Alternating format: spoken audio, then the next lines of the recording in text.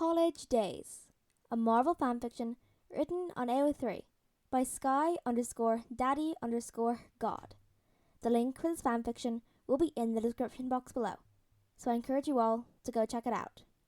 Tony Stark sat alone in his lab, surrounded by his latest technology and gadgets. He was tinkering with his last invention, but his heart wasn't in it. He couldn't shake the feeling of loneliness that had settled over him since Peter had left for college. He missed Peter's voice, and the way he would always ask questions and challenge Tony's ideas. He missed the way Peter would sneak up on him, behind him, and surprise him with a joke or a prank. He missed the way Peter would look up to him, and how he would become like a son to him. But Tony knew he shouldn't have gotten so attached. But he couldn't help it. He'd never had a real family before, and Peter had filled that void in his life. And now Peter was gone. Tony felt like he was back to square one. He needed to distract himself at work, but that only made things worse.